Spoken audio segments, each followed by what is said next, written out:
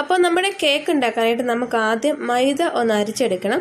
ഞാനിവിടെ 240 ml ഒരു cup മൈദ എടുത്തിട്ടുണ്ട്. അപ്പോൾ ഇത് 250 കപ്പാണ്, അതുകൊണ്ടാണ് കപ്പ് നിറഞ്ഞ് കാണാത്തത്. അപ്പോൾ മൈദ എടുക്കുമ്പോൾ ലെവലിൽ തന്നെ എടുക്കണം. നമുക്ക് ആദ്യം ഇതൊന്ന് അരിച്ചെടുക്കാം. ഒരു 3 times അരിച്ചെടുക്കുകയാണെന്നുണ്ടെങ്കിൽ കേക്ക് ഉണ്ടാക്കുമ്പോൾ നല്ല പെർഫെക്ഷനിൽ തന്നെ നല്ല സോഫ്റ്റ് ആയിട്ട് തന്നെ കിട്ടും. ഒരു 3 പ്രാവശ്യം അരിച്ചെടുക്കട്ടെ കേട്ടോ.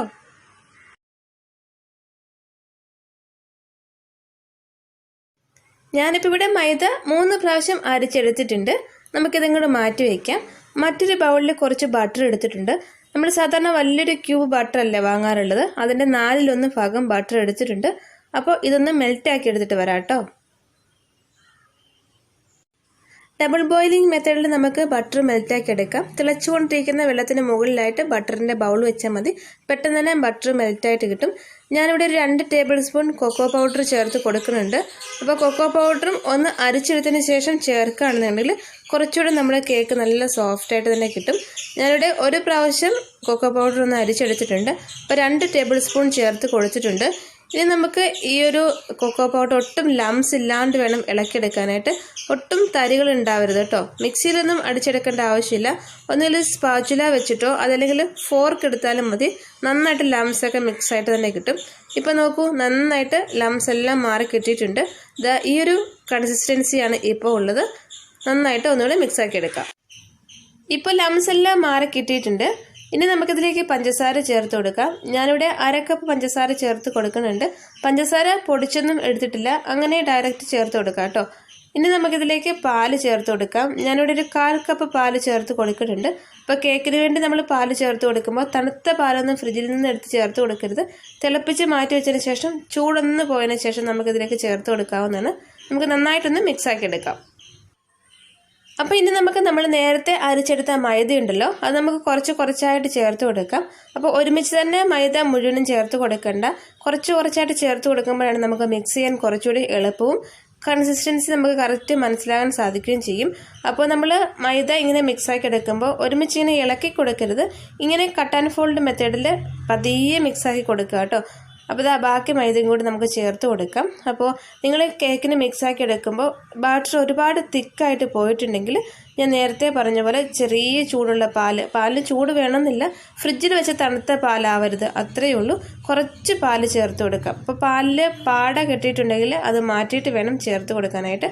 നന്നായിട്ട് നമുക്ക് ഒന്നുകൂടെ മിക്സാക്കി എടുക്കാം കേട്ടോ. ഇപ്പോൾ നന്നായിട്ട് മിക്സാക്കി എടുത്തിട്ടുണ്ട്. കണ്ടോ, ഈ ഒരു കൺസിസ്റ്റൻസിയാണ് വേണ്ടത്.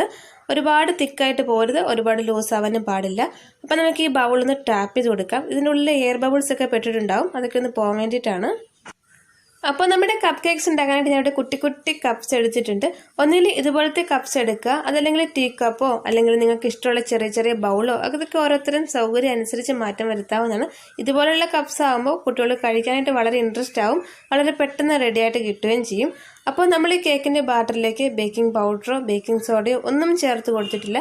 കപ്പ് കേക്ക്സ് ഉണ്ടാക്കാനായിട്ട് അതിൻ്റെ ഒന്നും ആവശ്യമില്ല. ഞാൻ വീട്ടിൽ ഈവനിങ് ടൈമിലേക്ക് കുട്ടികൾക്ക് വളരെ പെട്ടെന്ന് ഇങ്ങനെയാണ് കപ്പ് കേക്ക്സ് ഉണ്ടാക്കി കൊടുക്കാറുള്ളത്. അപ്പോൾ ബേക്കിംഗ് പൗഡറും ബേക്കിംഗ് സോഡയും ഒന്നും ചേർത്തില്ലെങ്കിലും കുഴപ്പമൊന്നുമില്ല, വളരെ പെർഫെക്റ്റ് ആയിട്ട് തന്നെ റെഡി ആയിട്ട് കിട്ടും. ഇപ്പോൾ ഉണ്ടാക്കുമ്പോൾ നിങ്ങൾക്ക് മനസ്സിലാവും. ഇപ്പോൾ ഞാൻ ഓവൻ പ്രീഹീറ്റ് ചെയ്ത് കൊടുത്തിട്ടുണ്ട്. അപ്പോൾ നിങ്ങൾ ഫ്രൈങ് പാനിലാണ് റെഡിയാക്കി എടുക്കണമെങ്കിൽ ഫ്രൈങ് പാൻ ഒന്ന് പ്രീഹീറ്റ് ചെയ്ത് കൊടുത്തതിന് ശേഷം സെയിം ഫയറിൽ ഇതുപോലെ തന്നെ ഉണ്ടാക്കിയെടുത്താൽ മതി. നല്ല സോഫ്റ്റ് ആൻഡ് പെർഫെക്റ്റ് ആയിട്ട് തന്നെ കിട്ടും കേട്ടോ. ഞാനിപ്പോൾ ഇവിടെ കുറച്ച് കാഷ്നട്ട്സ് ഒന്ന് ക്രഷ് ചെയ്തെടുത്തിട്ടുണ്ട്. നമുക്ക് മുകളിലായിട്ട് സ്പ്രെഡ് ചെയ്ത് കൊടുക്കാം. ഓപ്ഷണലാണ്, വീട്ടിലുണ്ടെങ്കിൽ മാത്രം ചേർത്ത് കൊടുത്താൽ മതി. അതിന് പകരം നിങ്ങൾക്ക് ബദാമും ഉപയോഗിക്കാവുന്നതാണ് കേട്ടോ. ഞാനിപ്പോൾ ഇവിടെ ഓവൻ 10 മിനിറ്റ് പ്രീഹീറ്റ് ചെയ്ത് കൊടുത്തിട്ടുണ്ട്. നമുക്കിതിലേക്ക് നമ്മുടെ കേക്ക്സ് ഒക്കെ വെച്ച് കൊടുക്കാം. അപ്പോൾ ഞാനിവിടെ 180 ഡിഗ്രിയിൽ 2 മിനിറ്റ്സ് ആണ് സമയം കൊടുക്കുന്നത്.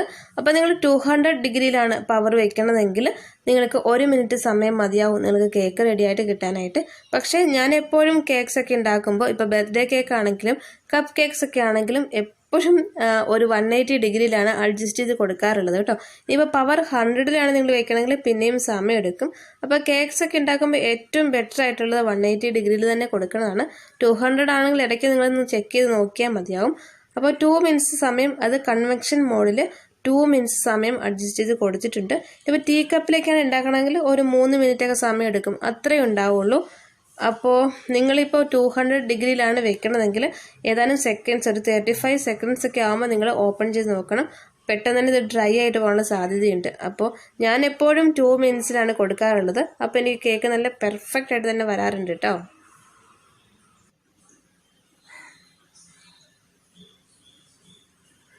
ഇപ്പോൾ 2 മിനിറ്റ്സ് ആയിട്ടുണ്ട്, ഓവൻ ഓഫ് ആയിട്ടുണ്ട്. അപ്പോൾ നമുക്ക് ഓപ്പൺ ചെയ്ത് നോക്കാം. നമ്മുടെ കേക്ക് ഇതാ നല്ല പെർഫെക്റ്റ് ആയിട്ട് വന്നിട്ടുണ്ട്, കണ്ടോ. അപ്പോൾ നിങ്ങൾക്ക് വേണമെങ്കിൽ ഒരു ടൂത്ത് പിക്ക് വെച്ചിരുന്ന് പ്രിക്ക് ചെയ്ത് നോക്കാം. അപ്പോൾ കറക്റ്റ് ഇൻസൈഡ് വേവ് ആയിട്ടുണ്ടെന്ന് മനസ്സിലാവും. നല്ല പെർഫെക്റ്റ് ആയിട്ട് വന്നിട്ടുണ്ട്. നമുക്കൊരു പ്ലേറ്റിലേക്ക് മാറ്റി വയ്ക്കാം. ഇപ്പോൾ കേക്ക് നന്നായിട്ട് തണുത്ത് വന്നിട്ടുണ്ട്. അപ്പോൾ നമുക്ക് ഈ കപ്സൊക്കെ ഇങ്ങോട്ട് മാറ്റി വയ്ക്കാം.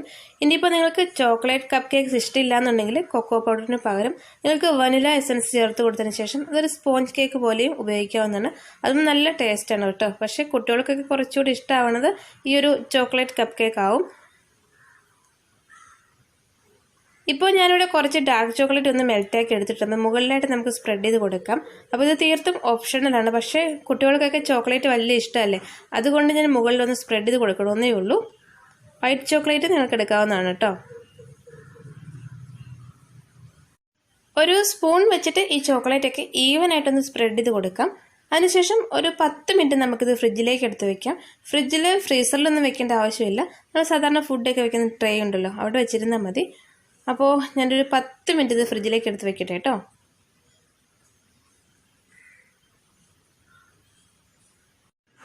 ഇപ്പോൾ 10 മിനിറ്റ് സമയം കഴിഞ്ഞിട്ടുണ്ട്. നമ്മുടെ ചോക്ലേറ്റൊക്കെ നല്ല സെറ്റായിട്ട് തന്നെ വന്നിട്ടുണ്ട്. മുകളിലായിട്ട് ക്രഷ് ചെയ്തിട്ടുള്ള കുറച്ച് കാഷ്നട്ട്സ് ഒന്ന് വിതറി കൊടുക്കാം.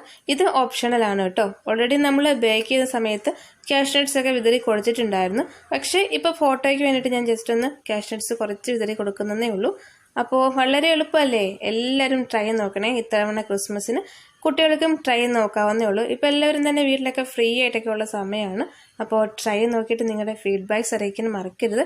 അപ്പോൾ ബേക്കിംഗ് സോഡ, ബേക്കിംഗ് പൗഡർ ഒന്നും ചേർത്തില്ല എങ്കിൽ കൂടി നമ്മുടെ വീട്ടിലുള്ള സാധാരണ ഇൻഗ്രീഡിയൻസ് ഒക്കെ ഉള്ളൂ. പിന്നെ കൊക്കോ പൗഡർ മാത്രമാവും നിങ്ങൾക്കൊന്ന് പുറത്തുനിന്ന് വാങ്ങേണ്ടതുള്ളത്. അപ്പോൾ ട്രൈ നോക്കണം കേട്ടോ. So this is all for today's video. Thanks for watching. Take care. Until the next day. Bye bye.